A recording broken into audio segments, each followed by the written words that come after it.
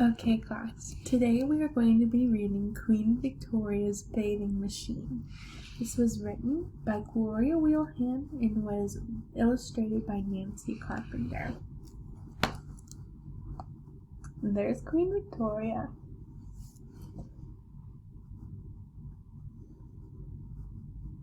Queen Victoria looked out at the sea. It was blue, it was cool, it was nice as could be. The day was so hot, the sun was so bright. Her petticoats itched and her corset was tight. She whispered with a wish, it was only a whim. How grand would it be to go out for a swim?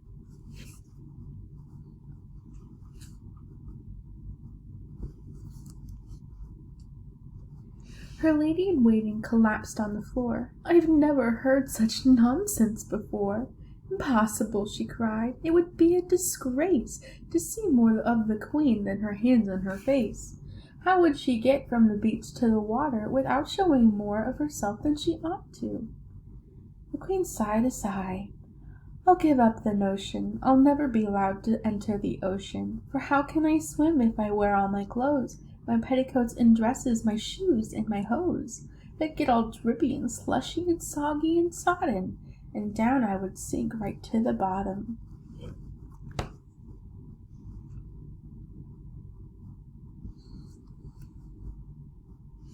My dear, said Prince Albert, if it is your wish to dabble and splatter and swim like a fish, there must be a way to transport you with ease while keeping the populace from glimpsing your knees.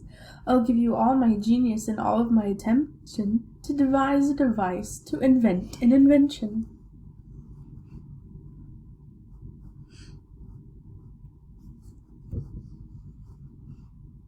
Albert was leaned. Albert was bright. Albert was nearly always right. He had been everywhere from Denmark to Munich, and he studied old wars, both Spartan and Punic. His knowledge of battles no one could fault. He'd read dozens of books on the catapult.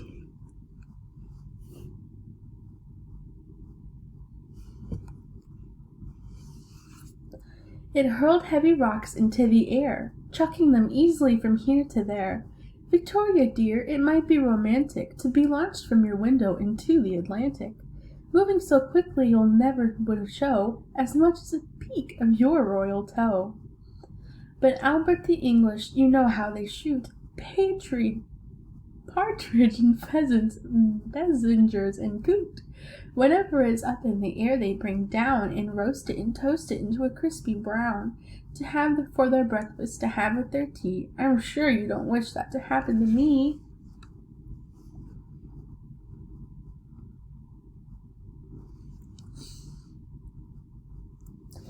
Just after midnight, Albert sprang from the bed, and a brilliant idea had come into his head. Wake up, dear Victoria, your worries are over. You can swim all the way from Osborne to Dover. They waltzed and they mazurked, they danced in polka or two, then collapsed on their bed with their nightgown gap askew.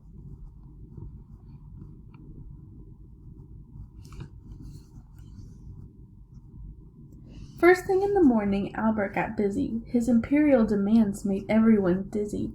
I must have some wood, quick, cut down a tree, dig up some stones and send them to me. Get me a wheelwright, get me a mason. Victoria's splashing shan't be confined to a basin.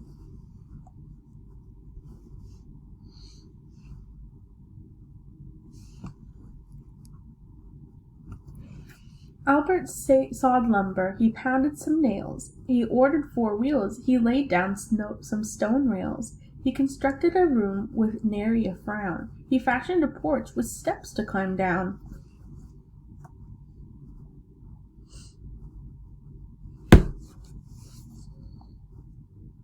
When all was completed, it was fit for a queen. Victoria, I've made you a bathing machine.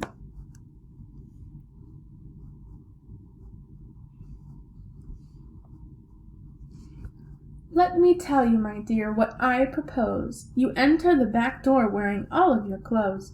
Off comes your dress, off comes your rings, off come all of those unmentionable things. You put on your suit as quick as can be, and the bathing machine will roll into the sea. Once out on the porch, the curtain will hide you, while your lady-in-waiting hovers beside you. You climb down the steps in perfect repose, into the ocean right up to your nose. No one will get to see as much as a peep, except for the creatures down in the deep.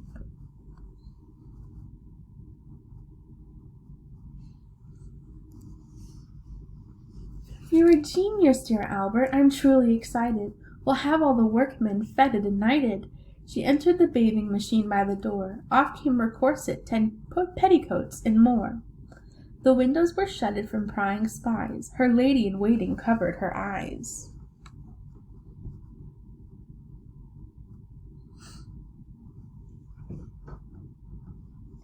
Goodbye to the land, goodbye to the turf. Victoria rode the waves and dove into the surf. Dog paddled, butterfly, side stroke and crawl. The buoyant Victoria attempted them all.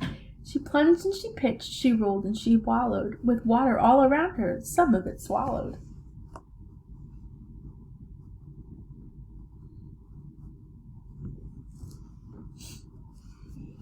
Two sailors on a frigate were having a tiff. One said a float boat, one said a skiff. It might be a schooner that had hoisted a sail. If it gets close, we'll give it a hail. It's taking the shape of a stout tureen. Belay and avast! I believe it's our queen.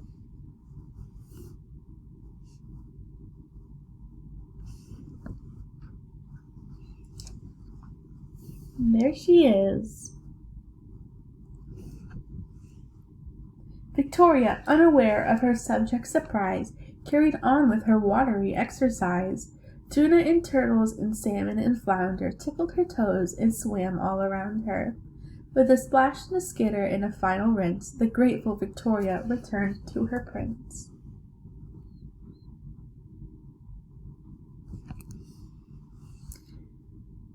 In our story, we read that Queen Victoria had a problem. She couldn't swim without being seen. Prince Albert had a solution. He had an idea to solve Victoria's problem by making her an invention. Now, class, I want you to think for a minute. Have you ever had an idea to make something before?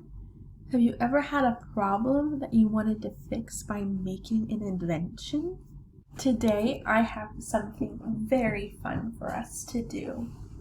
In my box, I have the materials that we are going to use to make our own inventions. So we have construction paper, we have markers, we have watercolors and watercolor brushes, we have cotton balls, we have dowel rods, and we have scissors to cut our construction paper. So what we're going to do is we're going to take all of these things and make an invention. Now you can be as creative as you want. You can think of any problem that you have or anything that needs a solution to and make an invention for it. And at the end, we'll all come together and we'll talk about our inventions and what we made. Does anyone want to share what they invented? So you made a soccer ball dispenser? That is so cool. And what materials did you use to make that? You used the cotton balls and the dowel rods? That is such a good invention. I really like that invention. It's very cool. Did anybody else make a cool invention and want to share? You made a hair brushing machine? That sounds nice. What did you use to make that? You used the construction paper and then you colored it with the watercolors? That is so awesome. I hope you all enjoyed our invention activity. You get to take your inventions home and you can show your parents, and then maybe they can help you make more inventions sometime.